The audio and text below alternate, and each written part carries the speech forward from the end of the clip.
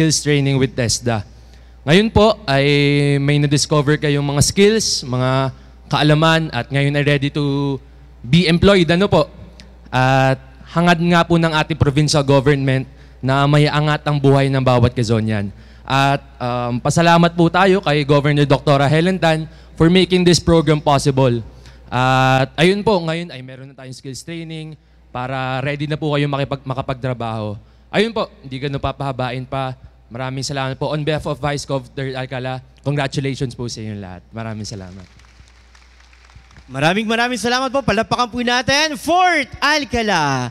Talagang nakakatuwa lamang po, Gov, sapagkat base po sabi po ni Ma'am Glenda, marami na po tayong napapunta sa ibang bansa at yung iba po ay nag-iintay na lamang ng flight. Ano po, at nakakatuwa din, hindi lamang po out of school youth ang nabigyan natin ng ganitong programa, bagkus yung mga mag-aaral natin na talagang kinakailangan ng ganitong sertipiko. At sa pagkakataon pong ito, pakinggan na po natin ang pagbibigay ng espesyal na mensahe mula po sa ating ina ng lalawigan. Palapakan po natin, Governor Dr. Helen Tan.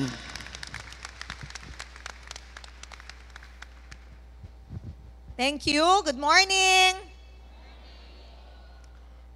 Mabilisan po ha, babatiin natin. Wala si Vice Go, pero nandito ang kanyang kinatawan. Palakpakan naman natin, Vice Governor 3rd Alcala, kinatawan ni Fort. And then, ang atin pong mga department o program managers, no? From PESO, si Ma'am Jen. Palakpakan natin si Ma'am Jen. And mula sa aking tanggapan, tagapanguna din ng mga programa katulad po nito si Sir Lawrence. Palakpakan po natin. Ating mga owners, partners ng TESDA Accredited Training School. No? Palakpakan natin sila kung saan kayo nag-graduate. So meron tayong caregiver, NC2. Taas ang kamay. Yan.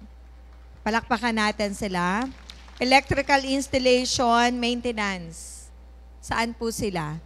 Electrical, yan. Bread and pastry, yan. Driving, agricultural crops, yan. Housekeeping, SMAW, yung mga sa welding po. Eto madami, yung NC1, SMAW 1, 2, at saka 3. Okay, so all in all, kayo po ay 234. So, yung program na to, usually na-avail nyo TESDA funded, di ba? Pero for this year, ang provincial government po ay nag-allocate kahit maliit na pondo. Panimula, first time po na ang provincial government nag-initiate ng ganitong programa. So, pondo ng probinsya at binibigay sa mga gusto po na makakuha ng ibang skills for job opportunities o employment opportunities o kaya livelihood opportunities ninyo, no? Nakita natin na malaki ang problema natin sa trabaho, pangkabuhayan, no? Yung opportunity for employment, kung sa Quezon ka pa titingin, nagsisimula pa lang pumasok yung malalaking industriya. Okay? Pero, I'm sure karamihan sa inyo mag-a-apply outside Quezon o outside your town para lang magkatrabaho o gagamitin para sa pansarili niya na hanap buhay. No? Ang Quezon Province ay pinakamahirap na lalawigan sa Calabar Zone. Kaya, ang ginagawa naming programa, intervention, yung sa tingin namin na tutugon doon sa problema. Paano ba natin ma-uplift o matapataas ang kalidad ng buhay ng pamilyang Quezonian? Siyempre, ang pinakamahalaga doon ay makapagbigay ng oportunidad para sila ay may pagkakitaan. No? At ito ay isa sa intervention na aming sinimulan at paigtingin sa mga darating na taon. So next year, meron uli kami, hopefully, mas mataas ang pondo na ma-allocate natin. Yun yung ipopropose po natin sa Sangguniang Panlalawigan, no? But para po sa inyo, naalala ko dati, nung congresswoman pa ako, merong mga programs o budget ang TESDA na ina-allocate per district, no? So ang policy namin dati, kung ano ang nakuha ninyo, halimbawa kanina nakita ko, yung nag-SMAW 1, asan po yung SMAW? 1, yan. Sila, kasi laderize yung program Ma'am Jen, no? Tsaka Sir Lawrence. So, are they willing to avail the certificate, training and certificate for SMAW 2? Kasi may pangatlo pa, hanggang 3 yan Siyempre, pagtaas ng sertipiko, pagbilis ng maaaring makakuha ka ng trabaho. At saka, yun din yung isa sa dokumento na nagiging dahilan para makakuha ka ng sapat na sweldo. Ganun po yun sa skills, okay? Kaya, kung ang kinuha nyo na skills training ay laderize, hindi lang siya NC1, may NC2 pa siya, may NC3, try to finish the whole program, no? Kasi yun talaga, yun ang pinakamataas para kang comparable to a profession, no? Na nakapag-graduate ka, talaga ng natapos mo ang isang skills na nakumpleto mo yung different level, no? So, yun po ang magiging focus namin sa provincial government. As of now, I think may i-implement si Sir Lawrence, Ma'am Jen, na program. Titingnan po namin kung ano-ano yung mga pending namin. And if there's mga estudyante here na may laderize program and interested, ipaprioritize po namin na makuha nyo ang NC3, no? Kung merong laderize po, okay? Na program. So, we hope na ito ay makatulong sa inyo, itong kaalaman na to, sa kung anumang trabaho meron kayo ngayon or sa future na mga hahanapin nyo na trabaho o kaya pang sarili na hanap buhay katulad ng may bread and pastry dito. Yung electrical installation, pwede kayo na freelancer na kumukontrata. Tama ba? Caregiver can be local, can be international. Ang caregiver po ba may NC3? Hanggang NC2. Okay, so caregiver, pwede sa local, pwedeng international. Mataas ang demand po nito. Housekeeping, pwede sa hotel din siya, right? Local or international, no? And yung sa mga welder, napakataas ng demand. Okay? Local at saka international. Ito, may medyo mataas ang sweldo ng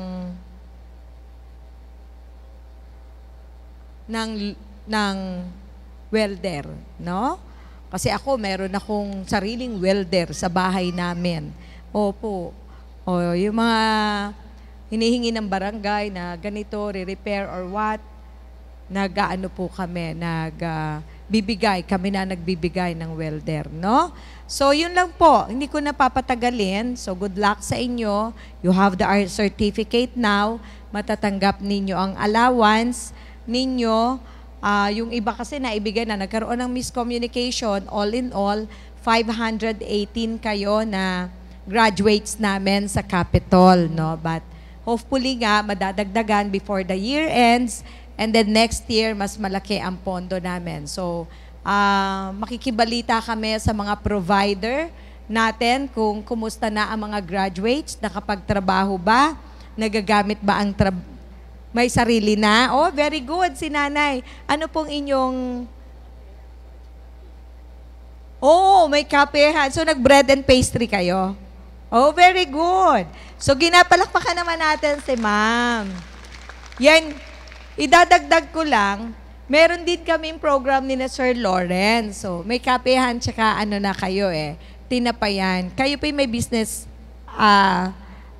may permit po kayo sa barangay. Oh. So, kita mo, pwede po kayong lumapit kay Sir Lawrence kasi nag-a-assist kami. Meron din po kami programs na nagbibigay kami ng tulong pagka micro, small, katulad mo, at ina-assess po nila ano ang kailangan pa para ma-expand ang iyong hanap buhay. Yun po yung ina-address nila. And then mag-proceed po, makapagpalisensya siya, makapagpa-permit siya para officially, nakakatanggap din siya ng project galing sa DTI, DOST. Yan po lahat meron. So, pagka ganyan po, maging masigasig kayo, magtanong po kayo. Kasi nagbibigay po ng tulong ang DOST, ang DTI, then dagdag na po ngayon ang provincial government para po mapalalim pa ninyo, kumita kayo ng maayos doon sa inyo pong pangkasalukuyan na pinagkakakitaan, no? So, maraming salamat po sa ating mga provider and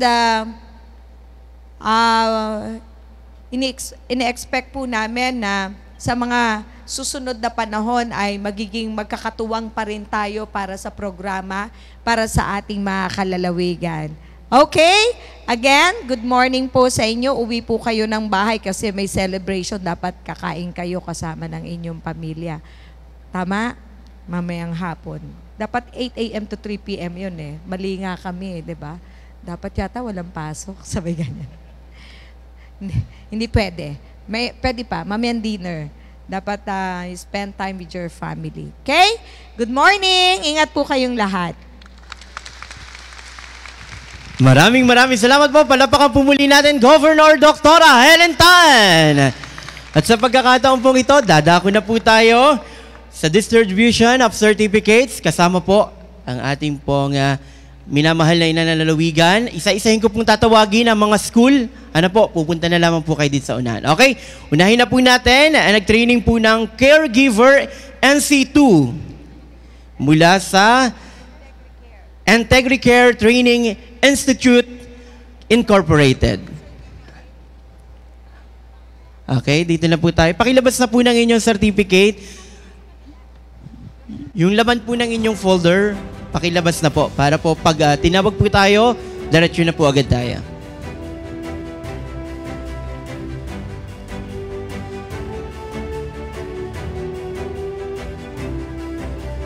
Okay, once again, congratulations na po agad sa inyong lahat na kung saan talagang matagumpay na nakatapos.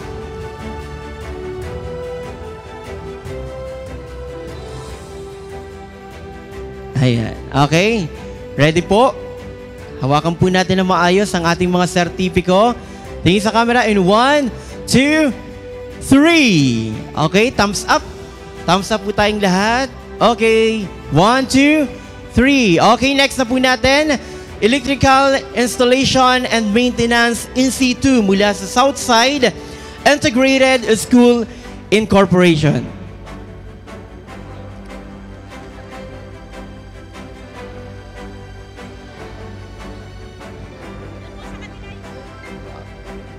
Din po tayo sa kabila yung iba po.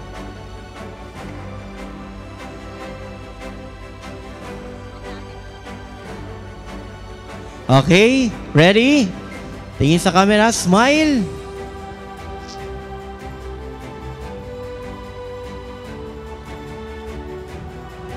Okay, next po natin, Bread and Pastry in situ. Mula po sa R&R Skills Training Center Incorporated. Okay, diretso lang po tayo. And mag-ready na rin po ang driving. Standby na po kayo.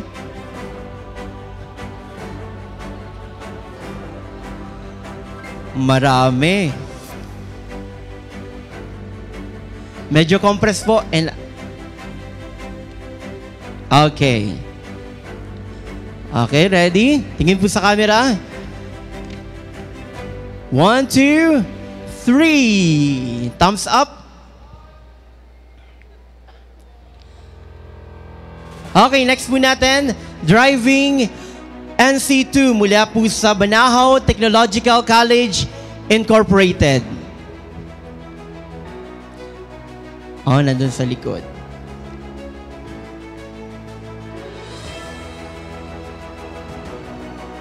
Next po natin dyan ay ang agricultural crops. Ready na rin po kayo? Next na po kayo ng driving.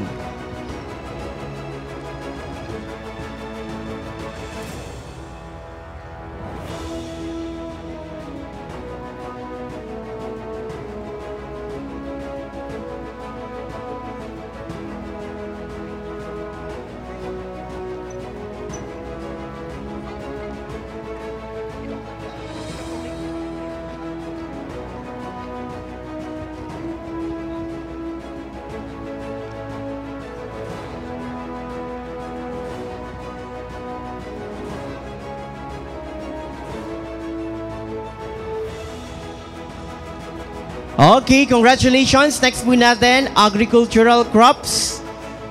Mula po sa 4K Cacao Farm.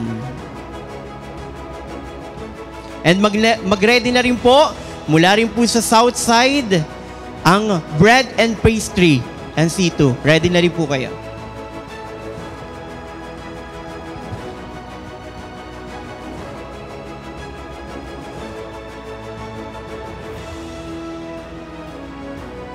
Yan, medyo ano lang po kayo, compress. Pasok po kayo. Okay, ready?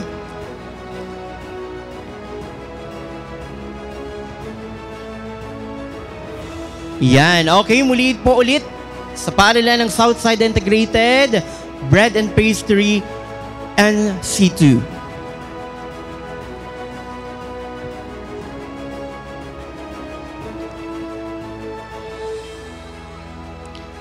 Doon po sa kabila.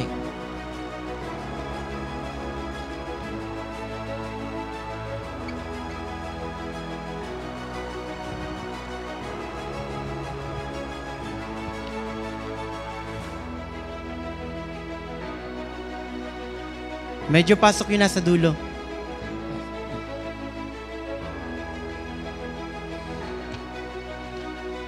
Okay, congratulations. Next po natin, housekeeping NC2 mula sa RBSM Events Management Services. Housekeeping NC2. Next po natin, mag-ready na rin po ang NAGSMAW training o yung shielded metal arc welding. Ready na po kayo ha? Tatlo kayo ano?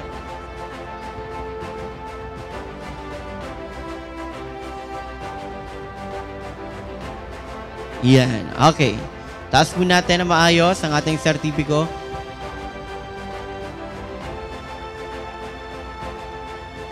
Okay, congratulations. Next po natin is SMAW 1 mula sa Unitec Educational Institute Incorporated.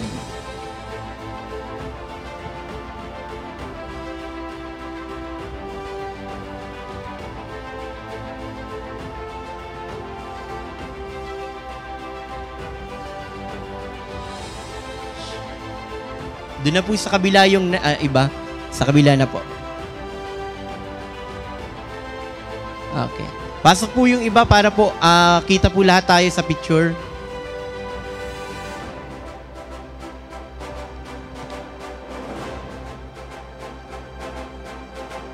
Okay, ready?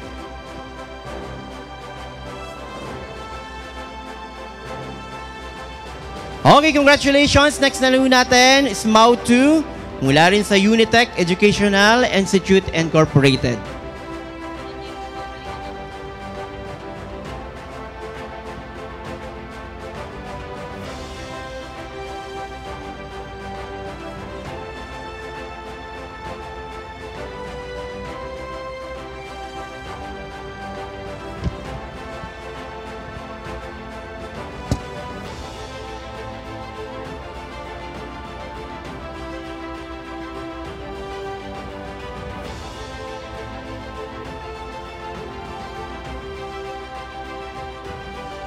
Yan.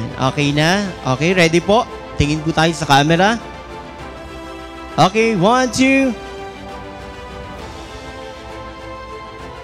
Thumbs up.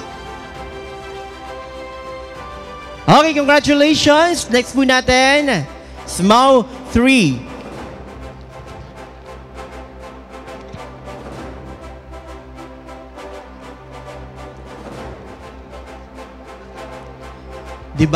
Di bali po, 3 batch po ang shielded metal arc welding and yung pong bread and pastry natin.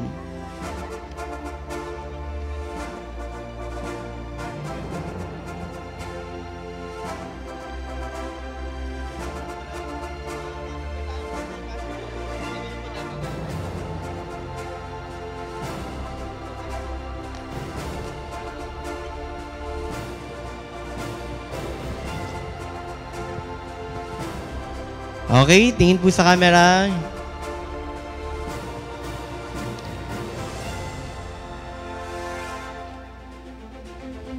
Okay, congratulations!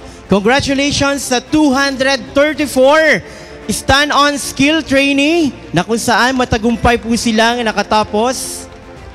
Okay, lahatan tayong pagkuha ng litrato. Tayo po tayong lahat.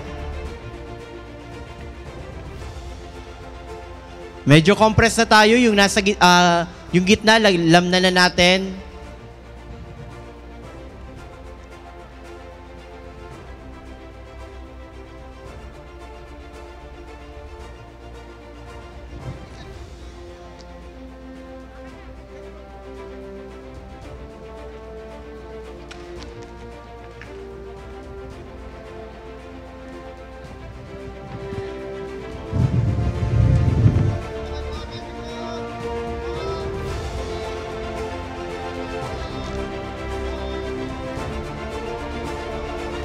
Okay, once again, malakas na palakpakan. Congratulations sa ating lahat na kung saan matagumpay na nakatapos ng ating trainee. At sa mga paalis na ng ibang bansa, papunta ibang bansa, pasalubong. Once again, congratulations po sa inyong lahat. Muli po, magandang umaga po sa inyong lahat.